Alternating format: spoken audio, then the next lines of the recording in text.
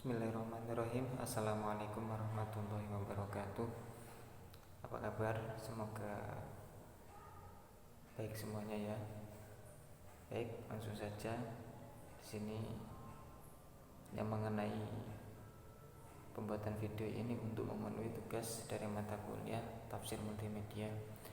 Jadi di sini akan saya bahas mengenai tentang hikmah turunnya Al-Quran dengan 7 huruf. Nah, langsung saja. Ini perlu diketahui bahwa Al-Quran itu diturunkan tidak dengan satu saja. Jadi maksud 7 huruf itu 7 bentuk bacaan. Nah, jadi tidak hanya satu bentuk bacaan saja. Nah, lalu yang 7 itu di mana? Yang 7 itu ya beberapa masih mempelajari, termasuk di kampus kita, yang mana pada semester 5, insya Allah semester 5 dipelajari pada studi prodi IAT, program studi IAT. Ya langsung saja. Di sini di antara hikmah turunnya Al-Quran dengan 7 huruf atau 7 bentuk bacaan. Ini yang pertama, untuk memudahkan bacaan dan hafalan bagi bangsa yang ummi atau tidak bisa baca tulis, yang mana setiap kabilahnya mempunyai dialek masing-masing, namun belum terbiasa menghafal syariat apalagi mentradisikannya.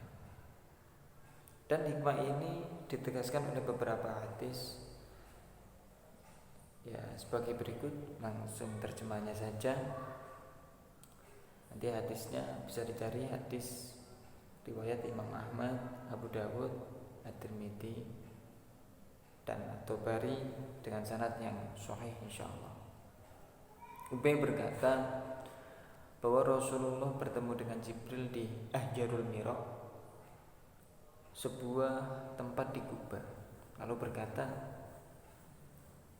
"Inni buistu ila ummatin ummiyin." Aku ini diutus kepada umat yang ummi. Di antara mereka minhumul gulamu wal khadimu wasyaikhul asi wal ajuz. Di antara mereka ada anak-anak pembantu, kakek-kakek tua, dan nenek-nenek jompo. Faqala Jibril, kemudian Jibril berkata, "Falyaqra'ul Qur'an ala sab'ati ahrufin." Hendaklah mereka membaca Quran dengan 7 huruf. Kemudian, "Innallaha amaroni," Allah merintahkan aku untuk membacakan Quran bagi umatmu dengan 1 huruf. Lalu aku mengatakan, baginda Nabi maksudnya, baginda Nabi mengatakan, "Wahai Tuhanku, berilah keringanan bagi umatku." Jadi Nabi memohonkan keringanan bagi kita sebagai umat Nabi. Amin.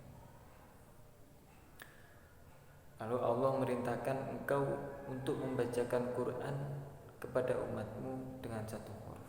Nabi menjawab, "Aku memohon kepada Allah ampunan dan maghfirahnya, umatku tidak akan sanggup melakukan perintah itu."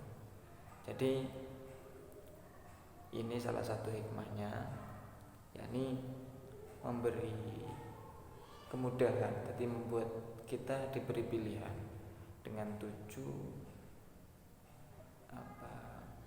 macam bacaan tadi, kita memilih salah satu. Tapi yang terlanjur masyhur itu bacaannya dengan riwayat Imam Asim, riwayat Hafiz, Imam Hafiz riwayat Asim. Itu yang sudah masyhur di seluruh dunia. Bahkan di Indonesia juga hampir semuanya pelajari itu. Dan mempelajari imam-imam lainnya itu mungkin hanya beberapa tempat saja. Kalau di Kediri ini masih, kalau dalam lingkungan pondok yang saya ketahui baru 2, yakni di Bandar, 3 Bandar, di Lirboyo, dan di sini yang mana di pondoknya Ustadz Fauzan Juranguluh, Kedawung, Mojo, Kediri, Jawa Timur. Sambil promosi ya, gak promosi sih sembarang. Kemudian yang kedua, bukti kemukjizatan Quran. Ya, hikmah yang kedua, bukti kemukjizatan Al-Quran, bahwa Al-Quran itu sebuah mukjizat bagi naluri dan watak dasar kebahasaan orang Arab. Jadi orang Arab itu pada waktu itu memiliki sastra yang sangat tinggi. Oleh karenanya Al-Quran itu mempunyai banyak pola susunan bunyi yang sebanding dengan segala macam cabang dialek bahasa yang telah menjadi naluri bahasa orang-orang Arab, sehingga setiap orang dapat mengalunkan huruf-huruf dan kata-katanya sesuai dengan irama yang telah menjadi watak dasar mereka dan lahjah kaumnya, dengan tetap keberadaan Quran sebagai mukjizat yang ditantangkan Rasulullah kepada mereka. Ya, jadi intinya kedua ini jadi untuk menandingi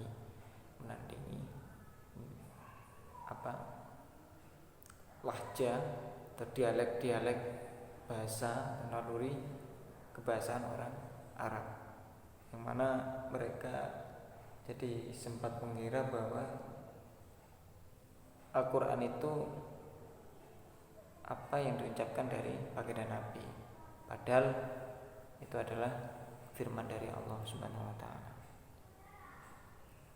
Ya, sekalipun demikian, kemujizan itu bukan terhadap bahasa, ya, melainkan terhadap naluri kebahasaan mereka itu sendiri. Yaitu